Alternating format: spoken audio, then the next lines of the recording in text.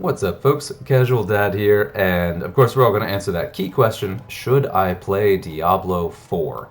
And now I'm going to go ahead and answer this from the perspective of someone who's played Diablo for my entire life. And I've played every single Diablo from a very long time, played all of them. From that perspective, if you have enjoyed the Diablo games at all, you will probably enjoy this one. No big surprise there. It's a little bit more of the same, but they've done a really good job of taking all of the best things about all of the different Diablo games of the franchise and kind of distilled it down again to another really, really good take. Mechanically, it's brilliant. Take Diablo 2 and then add a dodge. Boom, look at that. The skill tree is brilliant. The way you get your hotkeys here is really, really good. The way skills are built, they give you a horse. You get a horse. That's fun. I just like it's very, very cool. I don't really look at the map. So looking at the map, it's of course built into the main continent or one of the major continents of Sanctuary, not one we spent a lot of time on before.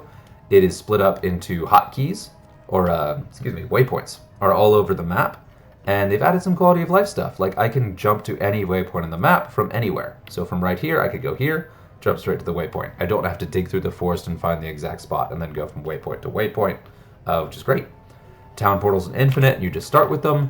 These are things that kind of mess with the immersion a little bit, but they're such good quality of life pieces that I absolutely, absolutely love it. And of course, we've got your skill tree. This gets a little complicated. So you've got your character, your inventory, very familiar with the stat summary that's added in Diablo 3, which I appreciate. And you can see right now, I have entirely legendary gear, which feels really fun. I'm only level 52 of level 50 or 99, I believe. I've only just gone from normal difficulty into nightmare difficulty. So world tiers 1 and 2 are normal, quote unquote, with one of them being a little harder and faster progression.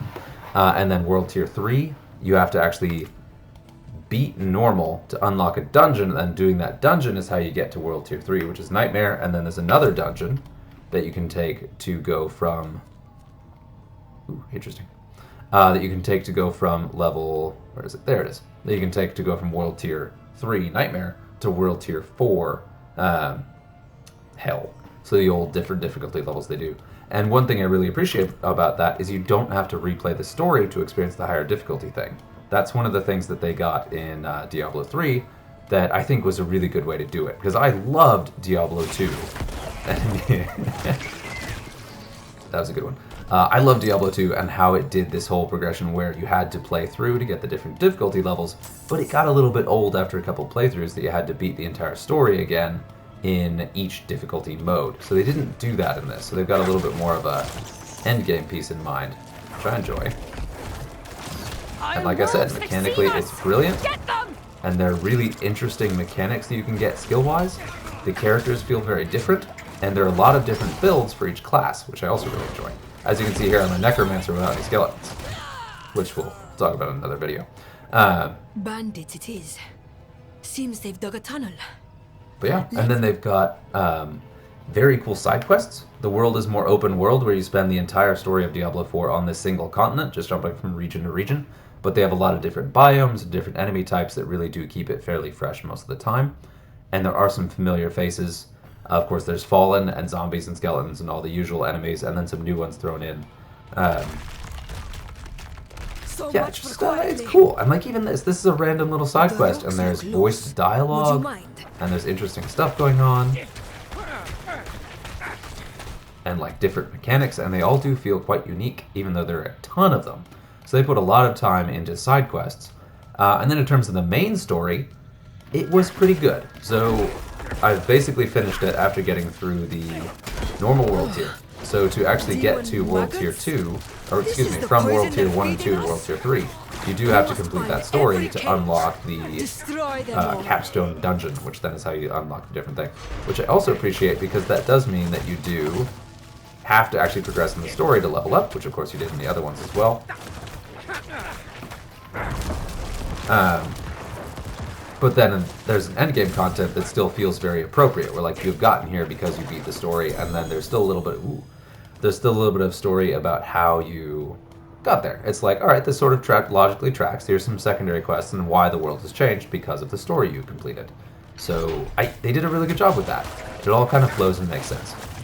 Now for some of the bad stuff. So on the story point, it's okay. They made a point of making all of the characters flawed. They have all of them really sort of suffer throughout the story, which isn't necessary to make a good story, but it does feel a little bit more realistic than some of the early ones. And not even realistic, but just like more human. So the characters are a little more relatable. I really miss Kane. I will never like any lead kind of guide character as much as I like Kane. See, that guy was invisible and I nailed him anyway. Oh. But a lot of that is nostalgia. Like, this character is a more interesting character. Why are we always the ones who get watched? And there were multiple guides that kind of help you get through the thing altogether. So, like, they did a really good job balancing that out. It's a very smoothly made game. It is also very pretty, despite what you're seeing on my potato computer not doing it justice. But even that is another kind of key point, that it scales well for different hardware, so you can have a very satisfying mechanical experience. As soon as I say that, I freeze, of course. So you can have a very satisfying mechanical experience, even if your hardware is not that great. But what you're seeing right now does speak to one of the downsides, is it is a fully online game. You have to be online at all times, and you can get network slowdowns that are no fault of your system that just completely jack up the experience live. So that is an issue. Oh, that's my hireling. Never mind. But yeah, so it can happen. It didn't happen there. I just misread that situation. But I misread that situation because those moments do happen, where you get lag spikes and weird stuff going on, which really shouldn't happen in a single-player game. But that's kind of the world we live in, so that's sort of a thing. I'll still ding it. Going back to the story real quick, I really enjoyed it, but I wanted more. So you got cameos, you got some storyline pieces that are from previous installments. So you got the Diablo 2 storylines, you've got the Diablo 1 and 3 storylines pop up, and new ones, of course, are introduced. And then there's this whole quest where you sort of like seek answers, but it still feels, I will say, for me, I felt it was pretty thin. Just because they bring up all these questions, and there are long periods of time where you have all these sort of mini boss fights getting to any big conclusion.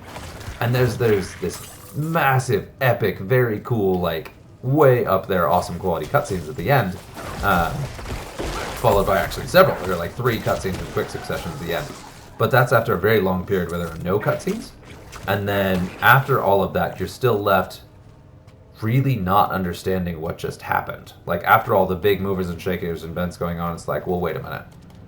Who's actually dead? Who's not? What's going on? What was everyone actually trying to accomplish? And, like, what is still happening? So, like, the word Nephilim doesn't come up at all. Not a single mention anywhere. There's nothing. There's no mention whatsoever about why your character is so powerful, which is kind of fine, because that was going back to the earlier, like, Diablo 1 and 2 didn't even bother to ask or answer that question. But since it was such a pivotal part of the story and how it connected to 3, that felt a little bit off to me, that it didn't address that at all. And then you do meet some really key characters from Diablo lore who haven't been in the story before. I think 1. And when you do that introduction, I was like, oh, cool, maybe they're going to bring out this character, and this character, and this character, and whatever. And that may be, as like a total Diablo fanboy, is something that won't affect other people, but it still felt like you get the 1 early on, and then nothing.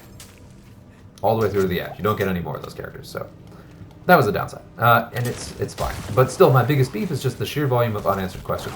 Like, I still don't know what basically all of the major characters are trying to accomplish, like, at all. Like, were they really good motivated? Were they really bad motivated? Like, what's going on?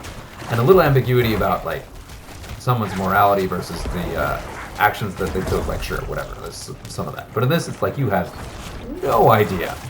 And it may be explained in future stories that are fed out later. Like, it may be DLC, it may be the annual expansion they're talking about releasing, which is meh. So if you're really, really against Blizzard, if you're sort of upset with the way they've handled business and the way they've developed their games, which I totally understand, I would recommend staying away. Because once you get invested in the story, you're a little bit more hooked, and it's going to make it harder to avoid the later stuff. And that is kind of a downside. If you will enjoy the mechanics of Diablo 4, and I've been absolutely loving playing this with my brother, it's been a really good time. That's something we grew up doing, something we bonded doing, and this is a great installment for co-op and multiplayer. We just did our first Helltide together after both kind of co-oping to get into the Nightmare difficulty, and that was a really cool event that they did, so I really enjoyed that. They took a lot of really great ideas from the endgame content of Diablo 3 and made it a little bit more part of the world and less formulaic. Like, you don't jump from area to area. You are in these areas that are connected to the entire world at all times. So in that regard, I actually really like the open world aspect of it. They did a really good job managing that, and the Helltide was a super fun event that happens regularly. So yeah, and then if you love crafting and building out skill trees, they did a really good job with that too. You can still fully respec, and there's no leveling, or well, there is some leveling of abilities. We'll talk about that in a second. But overall, it's really good. And they added in some stuff too that's unique to each class. So there are actual side quests as a necromancer that I got that allowed me to unlock golems, for example. Like, I had to go seek out this guide and like kind of play around to unlock the golems, which made me feel a little bit more invested in it. But at the same time, it was cool, and I felt like I needed more. So here's your skill tree. You get a skill tree that's broken up into multiple tiers, and you spend X number of points in one, and that flows and unlocks the next, unlocks the next, unlocks the next, and all kind of feeds to an ultimate skill. And you can only take one ultimate skill, and that kind of feeds back your whole build, which is really, really cool. I love this skill tree aspect. I love that you can refund all and respec the whole thing completely, so you don't have to completely start the game over to experience a totally different build with your class. It does get incredibly expensive. I don't know how much it would cost me right now, because the higher level you are, of course, the respec costs more. But it's cool. I really enjoyed that. And then, once you get over level 50, you unlock the Paragon tree, where every level you get a skill point the way you did normally, but then also you get Paragon points 3 times per level that add in here. So it's a whole different level of complexity in terms of how your build is going to go, and you just get spectacularly powerful very quickly. And then most classes also have like little quirks. Like, this one has the different summoning areas where Necromancer can choose what kind of skeleton warriors you have, what kind of bonuses they have, or you can choose to sacrifice them to get a passive bonus for giving up your summons. So that's very, very cool. And I really like that, and the variety of build it gives you and how much control you have over how you want to play. And a lot of that also, of course, feeds into your items, which then add additional skills and really kind of add additional character to your abilities. Man, I've had a lot of fun with this. So, at the end, short answer, should you play Diablo 4? I'm going to go with probably. I think the good outweighs the bad, and of all the games that Blizzard has developed recently, and this one they really spent a lot of time making a good game. I appreciate the developers for what they did with it. I don't love the company practices, but I think on the whole, it still is a worthy installment to the Diablo franchise, and if that's what you're looking for, it is that. If you've never played Diablo before ever, but you enjoy hack and slash dungeon games, sure. If you don't enjoy dungeon hack and slash games, and you've never played a Diablo game before, maybe give it a pass. But that's it. Hopefully that's helpful, and I'm going to go ahead and finish this dungeon out.